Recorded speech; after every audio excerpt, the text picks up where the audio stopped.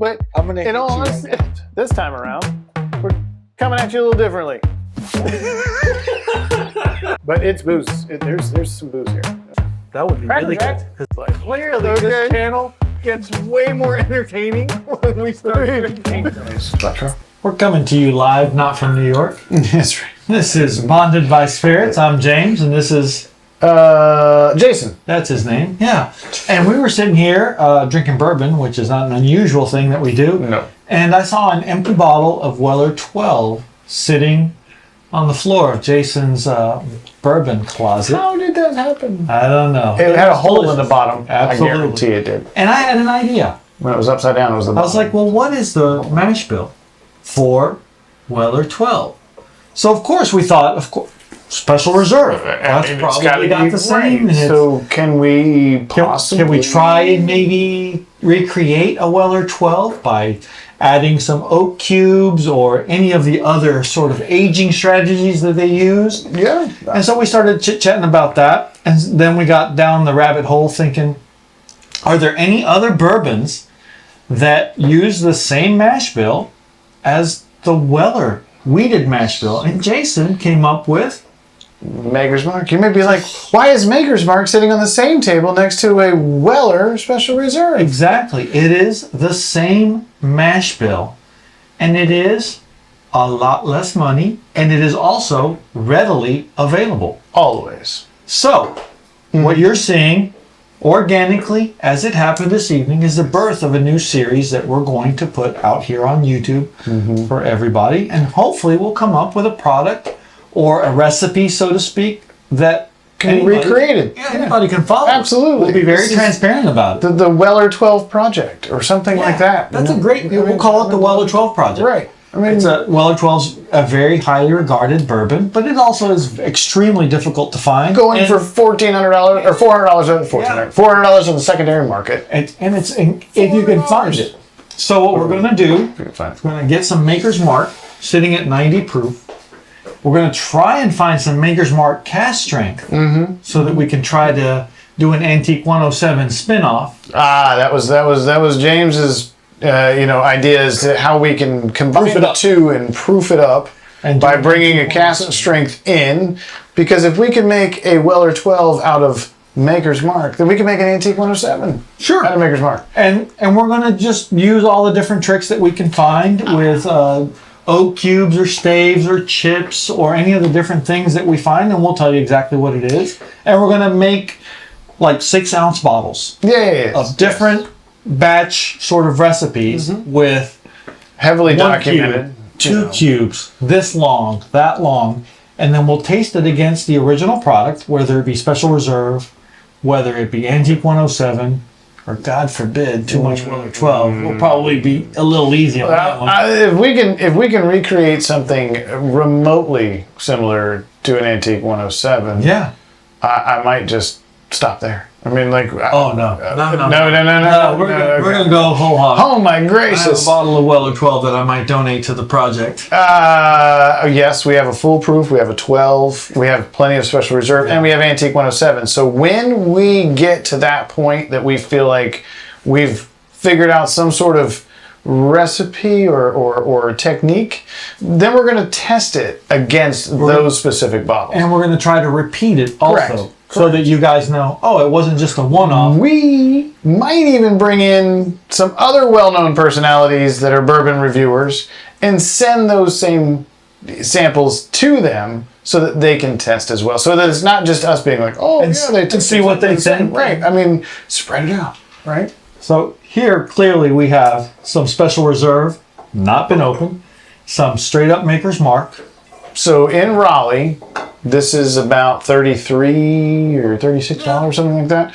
In Raleigh, you can't find it. The Special Reserve just doesn't show up. It's just not on the shelf. You got to go secondary, and it's about twice the price of the Maker's Mark. Anywhere between $60 and $80 for a Special Reserve. Shipping and availability. Yeah, that's correct. Yeah. So we're going to open these bottles. We're going to try them against each other. Yeah. See how well they stack up. How well? Okay. All right. So I unfortunately I gave Jason the hard bottle open. This may not go well. I need to. Does anybody have a butcher knife or a machete? Oh, mine's No open. machete. Hey, Are you as okay? as Bruzel says, all good whiskeys come with a twist off top. Indubitably. Oh, there's your knife. hey, all right. Well, well, we got it. Okay. The wax. Thank you, maker. Sometimes that Maker's Mark doesn't quite cooperate, but it did today. I'm gonna pour. Oh wait. Oh, what? A twist up. Now this is a That's first. new. This is the. I mean, I did not. There is a plastic. The very thought makes me lightheaded. Life is a box of chocolates. Well, I'm gonna pour You're two right. special reserves on my side. You go ahead and I will. spill Maker's Mark all over the place. I will. Pour yours. I will disgrace myself. Hang on a second. The producer will be coming in to lick the table any minute now. Jason has been practicing, might I add. While no one's around, with lots of bar napkins. Hang on. Oh wait, all good whiskeys come with. Now the matchup is even in the opening of it. That's great. Okay. And you see Jason, heavy pour. James, normal pour. Someone because he's got to drive. Someone home. has to drive. Someone has to stay. All right, you there take. you go. All right, you take one. I'll take the other. We know it's what. Keep the Maker's Mark on the left. Well, that's how I know. That's how I know because yours is light, mine's heavy. So All right, yeah. they're both. Okay. All right, so paper, rock, scissors, see who goes first. You got it? No, Shoot. Is it going 3? Do we do it on 3 or do it 1, 2, 3, then do it? Well, it's your ass, Cochise. I mean, it's up to you. 1, 2, 3, shoot.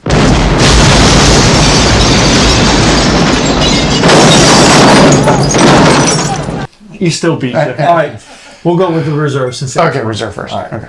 Cheers. Ooh, alcohol. There is.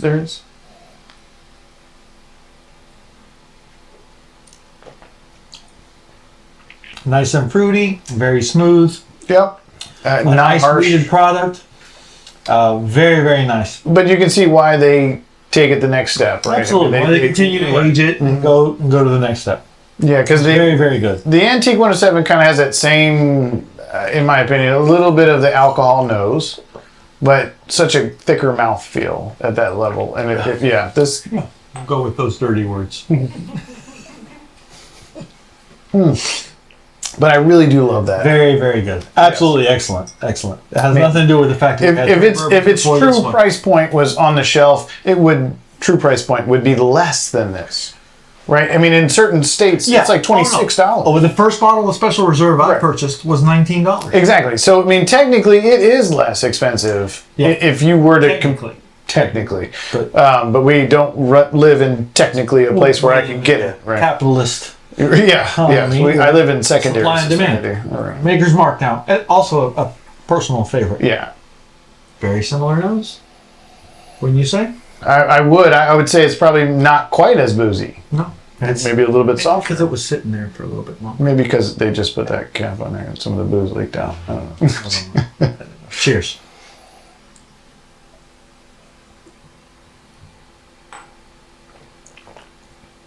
Honestly, it's hard to compare the two. They're very similar. There's really nothing distinctive that stands out. One is not literally. So here's a newsflash. If your Special Reserve is something you really enjoy drinking, regular off-the-shelf Maker's Mark is pretty doggone close. It's going to be your best replacement for not being able to find it. Same mash bill. Yep. Available all the time. All the time. So something to think about. Well crafted for sure. I mean, I can't even understand why I haven't even gotten to this point already. Where it's like I've watched tons of bourbon videos of like, hey, the best replacement for this is that and that and this and that. I'm like, why would you want to replace it? Like everybody's saying, like the best replacement for Blanton's is X. You're like, but just buy Blanton's then. If you really like Blanton's, just buy Blanton's. Don't try to replace it. Just buy Blanton's, even if it's secondary. But now I'm kind of on that. I think I bought a ticket. Yeah, and you're on that street. I'm ready. Well, it's kind of an interesting thing. There are so many bourbons now that are out there. It's kind of hard to navigate through all the different brands, right, all the different variants of the brands. We're not going to be able to recreate temperature, humidity, season. You know, it's kind of like one champagne season to the next. We're not going to be able to recreate all of that in our test. But what we'll try to do is get to a point where you can say that there's just not a distinctive difference. And I can sit here and say right now, there is nothing that would tell me that the distinctive difference between these two. If this was a double-blind test, we'd have a hard time. it would, yeah. For A and if I was to choose A and B or first place and second place, I would have to keep drinking. I might be drunk by the time I figure out which one. I mean, whatever one I fell off on was, you know.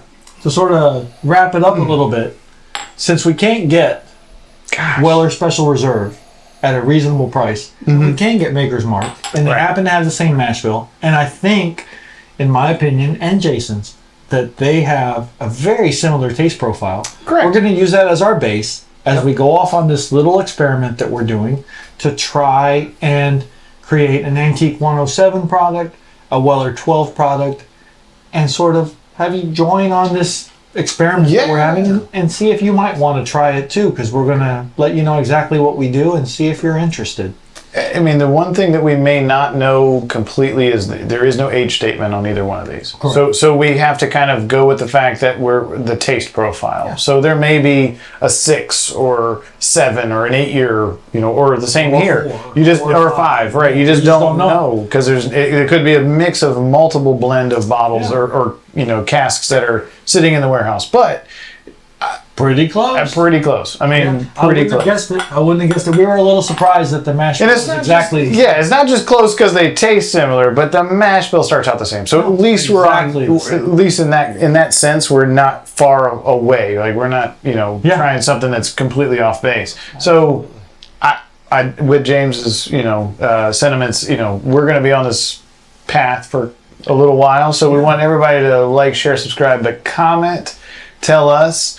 Which one you prefer just in these two? Is it a Maker's Mark or is it a Weller? I mean, in my opinion, if I can go to the liquor store and get it regularly, then that's usually the one I'm going to lean towards because it tastes similar. I'm not turned off in any way by a weeded bourbon, no matter who makes it at this point. And I'll go ahead and go out on a limb here. The top comment in our 4th week of this experiment is going to get a sampling of all 4 bottles. We will take you along and send them to you. Yes. And then you can videotape yourself tasting them and letting us know what you think. And we'll post that to one of our videos. I think that would be great. If we could bring the audience along on this journey, on this Weller 12 project. I mean, see what they think. You know, there's no better thing than to share this with whoever else can get behind it. Not everybody's a weeded bourbon person, but I am. James is. Well, I'm a bourbon person, and weeded is just part of it. I mean, I definitely, I think when I started my journey, I started it in the weeded, you know, bourbon area. And Maker's Mark's always been close to my heart. So. Same here. Well, thanks a lot. Thanks for joining Bonded by Spirit. Please like, comment, share, subscribe. Let us know what you think, and if you have any suggestions on how we're aging it or any ideas, we need help. We'd love to give feedback on that stuff. And in the next video, we're going to go ahead and go open kimono on everything we're doing to age these bottles. We'll give you the step by step because some of it's really kind of straightforward with like actually putting wood in the barrels, and there's some other surprises that will give you an idea of some of the voodoo behind fake aging, so to speak. Thanks for joining. We appreciate it. All right, take care.